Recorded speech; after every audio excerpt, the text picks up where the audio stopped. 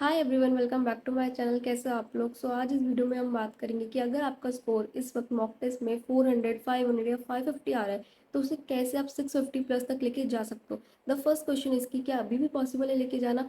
बिल्कुल पॉसिबल है। ठीक है, लास्ट के 1 महीने में आप कर सकते हो और जो भी मैं इस वीडियो में बताऊंगी वो कुछ भी ऐसी नहीं है, एकदम ट्राइड एंड टेस्टेड है। मैंने अपने टाइम पे वही किया था और मेरा स्कोर इंप्रूव हुआ था। जब मेरा फर्स्ट अटैम्प्ट था तो उस टाइम पे मेरे मॉक टेस्ट में 500 के अराउंड मार्क्स आते थे। तो पर मेरे नीट में ना अगेन 575 ही आए थे। तो उस टाइम पे मैंने कुछ गलती कर दी थी जिसकी वजह से मेरा मॉक टेस्ट का जो स्कोर था वो इम्प्रूव नहीं हो पाया था नीट में। लेकिन जब मेरा सेकेंड अटैम्प्ट था तो उस टाइम पे मैंने वो गलती नहीं करी थी और मेरा स्कोर 666 आया था, जो कि मैंने इमेजिन भी नहीं किया था। तो आज मैं आपको वही बताऊंगी कि वो कौन सी गलती है जो आपको नहीं करनी और कैसे आपको प्रिपेयर करना है, क्या आपकी स्ट्रैटेजी होनी चाहिए, सब कुछ बताऊंगी। सो ये वीडियो आपके लिए बहुत ही यूजफुल होने वाली है, तो प्लीज़ इसे एंड तक देखना। So now let's start the video. तो वो गलती है मॉक टेस्ट ना देना और उसे प्रॉपर तरीके से एनालाइज ना करना। तो when I was preparing for the first time, मेरा उस टाइम पे मॉक टेस्ट में जब 500 के अराउंड स्कोर हो जाता था वो मुझे बहुत इरिटेट करता था। बहुत ज़्यादा मैं स्ट्रेस में हो जाती थी कि यार इतना स्कोर क्यों आ रहा है, थोड़े से मार्क्स रहते हैं, 600 प्लस आ जाए फिर मेरा सिलेक्शन हो सकता है, थोड़ा सा एश्योरेंस हो जाएगी। तो मुझे ना मॉक टेस्ट दे के बहुत ज़्यादा स्ट्रेस हो जाता था। तो इस वजह से मैंने सोचा कि अब मॉक टेस्ट छोड़ो और अब मैं अपना पढ़ाई वगैरह कर लूँगी, बिकॉज मैं मॉक टेस्ट दूंगी उसके बाद स्ट्रेस होगा और फिर मैं पढ़ भी नहीं पाऊंगी, टाइम और वेस्ट होगा, कम टाइम बचे। तो इससे बेटर है कि मैं अपनी पढ़ाई कर लूँ। और इस वजह से मेरा फिर जो नीट में स्कोर था वो उतना ही आया जितना मेरे मॉक टेस्ट में आ रहा था, 550 के अराउंड 575 ही आया। वो इम्प्रूव नहीं हो पाया क्योंकि मैंने मॉक टेस्ट नहीं दी इनफ, मैंने अच्छे से एनालाइज नहीं किया। जो दी, एक तो मैंने दिए भी नहीं और जो दिए मैंने उन्हें एनालाइज भी नहीं किया था। तो अभी सेम गलती आप लोग कर रहे होंगे, आई एम श्योर बहुत सारे बच्चे कर रहे होंगे, इस डर से कि मॉक टेस्ट देंगे मार्क्स कम आएंगे। आप लोग मॉक टेस्ट नहीं दे रहे होंगे और अगर दे रहे होंगे तो फिर उसे एनालाइज नहीं कर रहे होंगे प्रॉपर, ये सोचकर कि इसमें बहुत टाइम लग जाएगा, 2-3 घंटे लग जाएंगे, इतने में तो कुछ पढ़ ले। तो ये गलती मत करो, because this is the biggest mistake. I agree, पढ़ना ज़रूरी है, लेकिन अगर आपको मार्क्स को इम्प्रूव करना है तो सही चीज़ को पढ़ना उससे भी ज़्यादा ज़रूरी है। आप कुछ भी पढ़ लोगे जो शायद आपको आता है या जो आपकी गलतियाँ भी नहीं हो रही है, तो उससे मार्क्स इम्प्रूव नहीं होंगे। अगर आपको मार्क्स को इम्प्रूव करना है अपने, तो आपको उस चीज़ को पढ़ना पड़ेगा जो आपको नहीं आती है, जो आपकी गलत हो रही है, जो आप गलत कर रहे हो मॉक टेस्ट में। और उसको पढ़ोगे और फिर अगली मॉक टेस्ट में आपको शायद इंप्रूवमेंट दिखे जब आप वो गलती रिपीट ना करोगे। तो इसलिए आपको वो गलतियों का पता लगाना बहुत ज़रूरी है। पहले आपको मॉक टेस्ट देना है, फिर आपको एनालाइज करना है, उन गलतियों को पता लगाना है और फिर आपको उन्हें इम्प्रूव करना है, तभी आपके मार्क्स इंप्रूव होंगे, अदरवाइज नहीं हो पाएगा। देखो, सबकी प्रिपरेशन में कुछ ना कुछ लैक्यूने होता है, किसी को कुछ नहीं आता, किसी को कुछ नहीं आता, किसी का कोई टॉपिक वीक होता है, किसी को किसी टॉपिक पे ज़्यादा क्वेश्चन प्रैक्टिस की नीड होती है। तो वो चीज़ें आपको पता लगानी है और उस पर आपको वर्क करना है। जिस पे आपको क्वेश्चन प्रैक्टिस करनी है उस पर क्वेश्चन प्रैक्टिस करो, जिस पे आपके कॉन्सेप्ट वीक है उसका फिर से लेक्चर देके उसे रिवाइज करो। कोई टॉपिक आप भूल रहे हो तो उसकी रिपीटेड रिवीजन करो, तो वो आपको उस हिसाब से अपनी फिर आपको आगे की स्ट्रैटेजी बनानी है। The goal is to find the holes in your preparation and fill it up. अगर आपका स्कोर 500 या 550 आ रहा है ना, तो इसका मतलब ये है कि आपने पढ़ाई करी और आपको काफ़ी कुछ आता है। ये स्कोर ऐसे ही नहीं लाया जाता, बहुत मेहनत लगती है, कि 1 साल लगता है तब जाके स्कोर आता है, इतना ईजी नहीं है इसे लाना। तो अगर आपका स्कोर आ रहा है तो इसका मतलब ये नहीं कि आपको आता नहीं, आपको सब आता है, आपको बहुत कुछ आता है। पर कुछ चीज़ें ऐसी हैं जो आपको नहीं आ रही, आप मिस आउट कर रहे हो, तो वो चीज़ें आपको पता लगानी होगी। अब अगर आप 500 या 550 तक पहुंच चुके हो ना, तो ये नहीं कि आप कुछ भी पढ़ोगे तब आपके मार्क्स इंप्रूव हो जाएंगे। अब ये चीज़ नहीं चलेगा। वो 200-300 पे होता है, अगर आप 200 या 300 ला रहे हो तो आप कुछ भी पढ़ोगे आपको मार्क्स में इंप्रूवमेंट दिखेगा, क्योंकि आपको काफ़ी कुछ नहीं आता। पर अगर आपको 500 550 तक आप आ गए हो तो आपको मोटा मोटा ओवरऑल सब कुछ आता है, आपको कुछ माइन्यूट माइन्यूट चीज़ें नहीं आती, वो आपको मॉक टेस्ट दे के पता लगानी होगी और तब आपका मॉक टेस्ट का स्कोर इंप्रूव होगा, अदरवाइज नहीं होता। आप स्टार्ट करोगे ना अगर अपनी प्रिपरेशन, तो 200 तक, 200 से 500 तक लाना आसान होता है, लेकिन 500 से आगे बढ़ना, वो 600 क्रॉस करना बहुत मुश्किल हो जाता है। और 600 से 650 जाना और टफ, क्योंकि वहाँ पे आपके पास कोई चांस नहीं बचता कुछ गलत करने का या आपको कुछ भूल जाने का, तो इसलिए आपको उधर और मेहनत लगती है। तो वो चीज़ें आपको पता लगानी होगी। कुछ भी पढ़ने से आपके मार्क्स इंप्रूव नहीं होंगे। When I was preparing for the second time, तब भी मेरा स्कोर जो है वो अगेन वही आ रहा था 500 के अराउंड, और तब मैंने डिसाइड कर लिया था कि अब मैं ये सेम गलती रिपीट नहीं करने वाली हूँ जिसकी वजह से मेरा फर्स्ट टाइम पे सिलेक्शन नहीं हो पाया था। देखो, जब कुछ नंबरों की वजह से सिलेक्शन रहता है ना, तो बहुत ज़्यादा दुख होता है। तब ऐसा लगता है कि यार थोड़ी सी मेहनत काश और कर ली होती या वो गलती नहीं करी होती, तो आज 1 साल बच जाता है। क्योंकि मेहनत तो करी है, बहुत मेहनत करी है, इतना स्कोर अगर आ रहा है तो उसके पीछे बहुत मेहनत है। पर अगर एक गलती की वजह से वो स्कोर कुछ ना दे पाए आपको, आपका पूरा मेहनत वेस्ट हो जाए, तो बहुत बुरा लगता है। तो वो चीज़ मैंने डिसाइड कर ली थी कि अब वो सेम गलती तो मैं नहीं करूँगी, चाहे कुछ भी हो जाए। मैं मॉक टेस्ट देती थी, वो सेम स्कोर आता था, मुझे बहुत बुरा लगता था, अगेन स्ट्रेस होता था, मन करता था फिर से कि अब मॉक टेस्ट ना दूँ, कुछ पढ़ लूँ, वही सेम चीज़ें। मॉक टेस्ट देने से स्ट्रेस होता है और टाइम वेस्ट होता है। पर मैंने डिसाइड कर लिया था गलती वो नहीं करनी, मॉक टेस्ट दूँगी, चाहे कुछ भी हो मॉक टेस्ट दूँगी, उसे एनालाइज़ भी करूँगी और जो गलती होगी उसे इम्प्रूव भी करूँगी। उसके बाद फिर चाहे कुछ भी हो वो आगे भगवान की मर्ज़ी, पर मैं अपना जो बेस्ट है वो मैं सब कुछ करूँगी। तो मैंने ये सब करा और ये सब करने के बाद भी ना मेरा स्कोर कुछ इतना ही ख़ास इम्प्रूव हो नहीं रहा था। उसी रेंज में लूप की तरह वो चले जा रहा था, चले जा रहा था, वही सेम स्कोर आया जा रहा था। मुझे समझ नहीं आ पा रहा था उस टाइम पे कि मैं सब कुछ कर रही हूँ बट स्टिल मेरा स्कोर इम्प्रूव नहीं हो रहा। मतलब क्या चीज़ है जो मैं मिस आउट कर रही हूँ, कोई मुझे बता दे और वो मैं कर लूँ, बट मुझे नहीं समझ में आ पा रहा था। मैं यही चीज़ें करी जा रही थी, मैं मॉक टेस्ट दी जा रही थी, मैं उसे एनालाइज़ कर रही थी, गलतियाँ इम्प्रूव कर रही थी।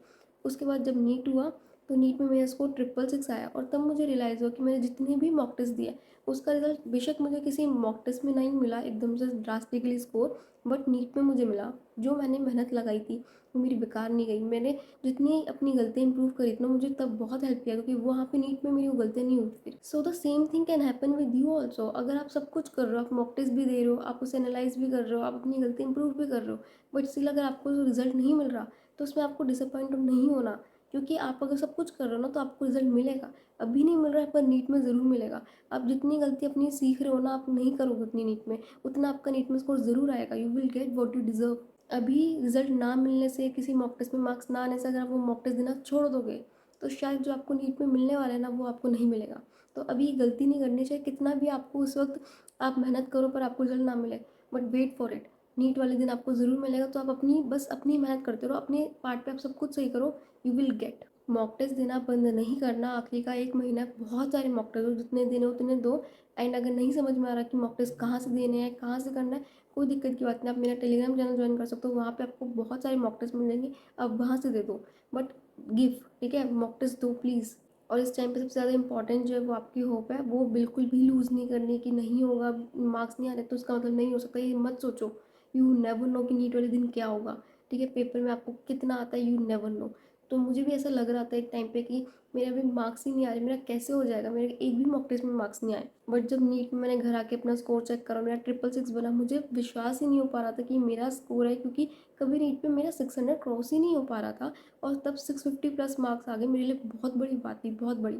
मैं इमेजिन नहीं कर पाई थी कि मेरा रिजल्ट है और मैं कर सकती हूँ इतना परफॉर्म।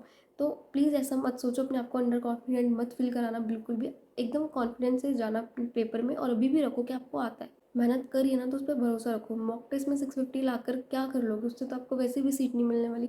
तो अगर अभी नहीं आ रहे ना तो उससे आपको कोई फ़र्क नहीं पड़ना चाहिए, क्योंकि उससे आपको कुछ नहीं होना। आपको नीट वाले दिन चाहिए, नीट एग्ज़ाम में चाहिए, उसमें आपके आएंगे। अभी अगर आपके मार्क्स कम आ रहे हैं ना तो एक तरह से आप इसे पॉजिटिव वे में ले सकते हो, जिस तरह से मैं लेती थी कि अच्छा हो गया, नीट से पहले हमें इतनी गलतियाँ पता लग रही है अपनी, अब नीट वाले दिन ये गलतियाँ तो हम रिपीट नहीं करेंगे।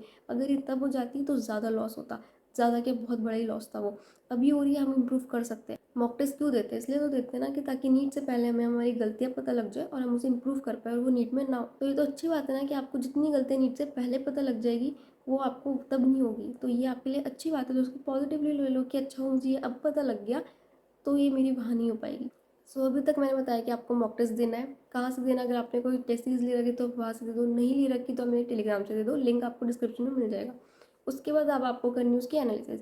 तो बात करते हैं कि आपको प्रॉपर एनालिसिस करनी कैसे है। The first thing that you need to do कि आपको एक लिस्ट बनानी है कि कौन कौन से ऐसे टॉपिक्स है या वो चैप्टर्स है जो आप मॉक टेस्ट में नहीं अटेम्प्ट कर पा रहे हो, जिसके क्वेश्चन आप पूरे छोड़ते हो, ठीक है, क्योंकि वो क्वेश्चन वो है जहाँ आपका एकदम छोड़ रहे हो, वो जीरो जा रहा है, ठीक है। तो ये अब आपको बनाना है, अब आपको देखना है कि इनमें से कौन कौन से टॉपिक्स ऐसे हैं या चैप्टर्स ऐसे जो आप अभी कर सकते हो, ठीक है। अभी ये मत सोचना कि अब तो बस बहुत ही कम टाइम बचा है, अब तो कुछ नहीं हो सकता, एक्स्ट्रा नहीं पढ़ना, बिल्कुल हो सकता है। अभी भी टाइम है, आप एक्स्ट्रा कर सकते हो, जितना ज़्यादा हो सकता है अपने टॉपिक्स कवर करो, ताकि क्वेश्चंस कम छोड़ो एग्जाम में। अगर कोई छोटे छोटे टॉपिक्स बचे हैं तो उसको फटाफट निपटा लो। कोई चैप्टर बचा है और वो छोटा है तो वन शॉट से फटाफट कर लो। Even if a chapter is very long and high weighted chapter जो आपने छोड़ रखा है और आपको ऐसा लगता है कि अगर मैं इस पर टाइम दूंगा भी तब भी मुझसे नहीं होने वाला ये, तो भी मैं आपको ये बताती हूँ कि आप उसको प्रॉपर मत छोड़ो, ठीक है। उसके इजी क्वेश्चंस देख लो, उसके फॉर्मूलाज देख लो, उसके मीडियम लेवल के क्वेश्चंस देख लो, जितना आप कर सकते हो। हाई लेवल के क्वेश्चंस नहीं हो रहे, डिफिकल्ट नहीं हो पा रहे, उसके ज़्यादा डेप्थ में नहीं समझ पा रहे, कोई बात नहीं, नहीं है टाइम इतना, लेकिन ईजी से तो कर सकते हो। इतना तो समझ सकते हो उसके फॉर्मूला याद करके कि अगर क्वेश्चन में ऐसा क्वेश्चन आ जाए कि उसका सब कुछ गिवन है, सीधा एक फॉर्मूला लगा के क्वेश्चन सॉल्व होना है, या सपोज उसका सिर्फ एक फॉर्मूला ही पूछा है, तो वो तो कर पाओ। एटलीस्ट बाद में आपको ये रिग्रेट ना हो कि यार अगर इस चैप्टर से मैं सिर्फ एक ही फॉर्मूला ही देख लेता तो आज ये मेरा एक क्वेश्चन ठीक हो जाता, उससे मेरा सिलेक्शन हो सकता था। Because this one question can make a very big difference. जब मैं प्रिपेयर कर रही थी तो रे ऑफ टेक्स्ट मुझसे नहीं हो रहा था एंड मुझे बिल्कुल भी समझ में ही नहीं आया था। मैंने उसके डिटेल लेक्चर्स भी लिए, मैंने उसके वन शॉट भी लिए, पर मुझे उसके ना ऐसा होता था कि सिंपल फॉर्मूला वाले क्वेश्चन मैं कर लेती थी, बट अगर फॉर्मूला के अलावा हल्का सा भी ट्विस्ट आ गया ना उस क्वेश्चन में तो मैं नहीं करती थी। मैं ब्लैंक, एकदम ब्लैंक कि क्या क्वेश्चन है, मुझे कुछ नहीं आता। तो वो चैप्टर क्योंकि मेरे को समझ भी नहीं आ पा रहा था, then I decided instead of living the whole chapter, मुझसे जितना हो रहा है इस चैप्टर का मैं उतना करूँगी। अगर मुझसे कोई टॉपिक से फॉर्मूला फॉर्मूला जितना हो रहा है तो मैं उतना करूँगी। कोई टॉपिक अगर मैं मीडियम लेवल तक जा पा रही हूँ तो मैं वहाँ तक करूँगी। जितना मैं समझ पा रही हूँ मैं बस उतना करूँगी, पूरा नहीं छोड़ूंगी, जितना हो रहा है उतना। तो मैं बस उसका सिर्फ फॉर्मूला टाइप ही करके गई थी। अगर एग्जाम में सिर्फ फॉर्मूला बेस्ड क्वेश्चन आया तो मैं कर पाऊंगी, अगर हल्का सा भी ट्विस्ट हो गया तो मैं नहीं कर पाऊंगी। बट एटलीस्ट मुझे ये था कि मुझसे फॉर्मूला वाले तो हो जाते हैं ना, अगर फॉर्मूला वाला आया तो मैं नहीं छोड़ूंगी। फिर अगर टफ आया, मुझसे नहीं होता, फिर तो वो अलग केस है, बट अगर जो मुझसे होता है एटलीस्ट वो तो मैं कर पाऊंगी फिर। तो ये मैंने सोचा था एंड एग्जाम में फॉर्चुनेटली जो क्वेश्चन आए थे वो बहुत ईजी आए थे और मैं सारे अटेम्प्ट कर पाई थी, मेरे वो सारे सही हुए थे। तो मैं आपको ये बताना चाह रही हूँ कि अभी आप ये मत सोचो कि ये चैप्टर बहुत डिफिकल्ट है, मुझसे नहीं होगा। यू नेवर नो, अगर उस चैप्टर का इजी क्वेश्चन आ गया, सिर्फ एक फॉर्मूला बेस्ड क्वेश्चन आ गया, तो वो आप अटेम्प्ट कर सकते हो। तो अभी अगर आपसे ज़्यादा डिफिकल्ट नहीं हो रहा मत जाओ, लेकिन जितना आप कर पा रहे हो, ठीक है, जितना जितना फॉर्मूला बेस कर पा रहे हो, कुछ छोटे छोटे टॉपिक्स है, कुछ छोटा चैप्टर कर पा रहे हो तो उसे करो। बिकॉज जितना ज़्यादा पोर्शन आप कंप्लीट करके जाओगे उतने ज़्यादा आपके चांसेस रहेंगे। तो जो जो रहता है उसकी एक लिस्ट बनाओ एंड स्टार्ट करो उसे कंप्लीट करना। तो ये आपका फर्स्ट लेक्चर है जो बहुत बड़ा है, जो एकदम आपने छोड़ रखा है अभी पोर्शन, उसको कंप्लीट करना है। सेकंड आपका आता है वो लेक्चर है जो अब थोड़े से छोटे हैं, मतलब आपने कर रखा है वो चैप्टर, ठीक है, आपको चैप्टर भी समझ रखा है, आपने उसकी क्वेश्चन प्रैक्टिस भी कर रखी है, बट आपसे उसके क्वेश्चन सॉल्व नहीं हो पाते। मतलब करे हुए टॉपिक्स के अगर आप क्वेश्चन सॉल्व नहीं कर पा रहे, आप उसे छोड़ रहे हो या आपके गलत हो रहे हैं, तो उन चीज़ों पे आपको वर्क करना है। अगर आपने कोई चैप्टर करा है उसके बाद भी अगर आप उसके क्वेश्चन गलत कर रहे हो या आपसे नहीं हो रहे, तो फाइंड आउट द रीज़न कि क्यों नहीं हो रहे वो आपसे। क्या आपको उसके ढंग से वो कंसेप्ट समझ में नहीं आया, कि आपको उस पर और क्वेश्चन प्रैक्टिस की नीड है, तो वो रीज़न फाइंड आउट करो एंड उसको उस तरह से करो। अगर आपको ऐसा लगता है कि यार इस पर मुझे ये कॉन्सेप्ट ही मैं समझ नहीं पा रहा हूँ, तो आप उसका कॉन्सेप्ट देखो, उस पर्टिकुलर टॉपिक का आप कोई वीडियो लेक्चर देख लो। अगर आपको लगता है कि मुझे समझ में है लेकिन इसके अगर कुछ क्वेश्चन और सॉल्व करूँगा तो फिर मेरा स्ट्रॉन्ग बन जाएगा, तो उसको कंप्लीट करो। फिर एटलीस्ट जो टॉपिक्स आप पढ़ के जा रहे हो, जो आपको आता है, उसके क्वेश्चन गलत नहीं होने चाहिए। तो इस पर आपको वर्क करना है, ठीक है। तो अपना देखो, एनालाइज करो कि यार कौन कौन से ऐसे क्वेश्चन है जो मेरे को आने के बाद भी मेरे गलत हो रहे हैं, जो मैंने पढ़े चैप्टर्स फिर भी मेरे गलत हो रहे हैं उन चैप्टर से। तो देखो कितने आपकी नेगेटिव मार्किंग जा रही है इस रीज़न की वजह से। और फिर उनका आप लिस्ट बनाओ कि यार ये टॉपिक्स है जिसको मैंने पढ़ा तो है बट मैं नहीं कर पा रहा इनके क्वेश्चन सॉल्व, और फिर उनके ऊपर आप उसको वर्क करो और उसको इम्प्रूव करो कि उन टॉपिक्स के क्वेश्चन नेक्स्ट मॉक टेस्ट में आपके गलत नहीं होने चाहिए। Now let's come to the last and the very minute lecture है, that is your silly mistakes, जिसकी वजह से आप लोगों के काफ़ी मार्क्स चले जाते हैं। तो इसका एक ही रीज़न है, आपको बहुत ज़्यादा मॉक टेस्ट देने होंगे। क्योंकि क्या होता है, जब हम उस 3 आवर्स में हमें वो क्वेश्चन सॉल्व करने सारे, तो एक पैनिक हो जाता है, थोड़ा स्ट्रेस हो जाता है और थक भी जाते हैं बीच में। इस वजह से कई बार क्वेश्चन गलत पढ़ लेते हैं, कई बार हम कुछ कैलकुलेशन गलत कर देते हो। इस वजह से काफ़ी सारे फैक्टर्स होते हैं जिस वजह से स्ट्रेस, पैनिक वगैरह की वजह से हमारे काफ़ी सारे चांसेस होते हैं सिली मिस्टेक्स को करने के। आपको उस मॉक टेस्ट को विद इन 3 आवर्स कंप्लीट करना है, प्लस साथ साथ आपको उसे एक्यूरेटली भी कंप्लीट करना है, ठीक है। तो आपकी स्पीड और एक्यूरेसी दोनों बैलेंस होनी चाहिए। तो इसके लिए आपको बहुत सारे मॉक टेस्ट देने पड़ेंगे, तभी आपके अंदर ये चीज़ आ पाएगी कि आप उस कम टाइम में पूरा पेपर भी अटेम्प्ट कर पाओ प्लस सही भी अटेम्प्ट कर पाओ। When I started giving mock test in my second time, तब मेरे 20 क्वेश्चन सिली मिस्टेक्स की वजह से गलत होते थे, सिर्फ और सिर्फ। और मुझे इतना गिल्ट होता था कि यार अगर ये ना हो तो डायरेक्टली मेरे 100 मार्क्स इंप्रूव हो सकते हैं। तो मुझे उस टाइम पे ऐसा लगता था कि यार बस ये अगर मैं सिली मिस्टेक्स ही रोक दूँ तो ही मेरा स्कोर इतना ज़्यादा ड्रास्टिकली चेंज हो जाएगा, बट वो नहीं हो पा रहा था। मैंने बहुत सारे मॉक टेस्ट दिए, बहुत सारे, और उसके बाद फाइनली मेरी नीट एग्जाम वाले दिन मेरे 2 क्वेश्चन गलत हुए थे सिली मिस्टेक्स की वजह से। तो दुख तो मुझे तब भी बहुत हुआ था, पर देन आई वाज लाइक कि चलो ठीक है, 2 ही हुए हैं जहाँ मेरे 20-20 हो रहे थे। एट द एंड मैंने उसे 2 तक तो ले ही आई। तो आप जितने ज़्यादा मॉक टेस्ट अभी लास्ट के 1 महीने में दोगे ना, आपके उतने ही ज़्यादा चांसेस है कि आप अच्छा कर पाओ पेपर, आपके जो सिली मिस्टेक्स है वो कम हो। तो ये आपकी प्रॉपर मॉक टेस्ट एनालिसिस की स्ट्रैटेजी जो मैंने भी फॉलो करी थी। तो आपको मॉक टेस्ट देना है, देने के बाद उसे एनालाइज करना है, and the third and the most important thing, उसे फॉलो करना है। अगर आप नहीं करोगे इम्प्रूव, नहीं करोगे उस पर वर्क, तो मार्क्स नहीं बढ़ेंगे, ठीक है। लास्टली यही है कि आपको करना पड़ेगा। लास्ट का 1 मंथ बचा यार, अगर आप थोड़ी सी मेहनत कर लोगे, थोड़ी एक्स्ट्रा मेहनत कर लोगे, तो you can save your 1 year, you can go into your dream medical college this year. आप अपना सपना पूरा कर सकते हो, ठीक है। एक ड्रॉपर की लाइफ, अगर आप if you are fresher, then I am telling you being a dropper, कि बहुत डिफिकल्ट होती है एक फ्रेशर से। तो 1 महीना मेहनत कर लो ताकि आपको ड्रॉपर वाली लाइफ ना जीनी पड़े। And to all the droppers, आप लोग प्लीज़ 1 महीना लास्ट जब इतना करा है आपने, तो लास्ट का 1 महीना अब पीछे मत हटना, जो गलतियाँ कर रहे हो उसे इम्प्रूव कर लो ताकि दोबारा आपको अनदर ड्रॉप ना लेना पड़े। आई नो इस टाइम पे बहुत डर लग रहा होगा, बहुत ज़्यादा, कि क्या होगा, मार्क्स नहीं आ रहे, घर में एक्सपेक्टेशन ज़्यादा होगी, बहुत ज़्यादा, बहुत डिफिकल्ट लाइफ चल रही होगी।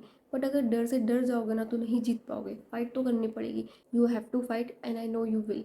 सो अगर आपको कोई भी डाउट हो तो आप मुझे कमेंट में बता सकते हो नेक्स्ट वीडियो किस टॉपिक पर चाहिए, और आपको ये वीडियो कैसी लगी प्लीज़ ज़रूर बता के जाना। So that's all for the video. अगर वीडियो पसंद आए तो प्लीज़ लाइक करना, चैनल को सब्सक्राइब करना, शेयर करना अपने दोस्तों के साथ जितना कर सकते हो। टेलीग्राम चैनल जरूर से ज्वाइन कर लेना, वहाँ पे आपको बहुत सारे रिसोर्सेज मिलेंगे अपार्ट फ्रॉम मॉक टेस्ट, ठीक है, फॉर रिवीजन वगैरह के लिए। बुक्स की पीडीएफ मिलेगी, नोट्स मिलेंगे, ठीक है, फॉर्मुला शीट्स वगैरह मिलेगी, तो वो आपको बहुत हेल्प करेगी आपकी इस प्रिपरेशन में। तो उसे ज्वाइन करो, वहाँ पे बहुत सारा मटीरियल है, उसे लो, पढ़ो उसे। Thank you so much guys for watching my video. All the best guys for your NEET preparation.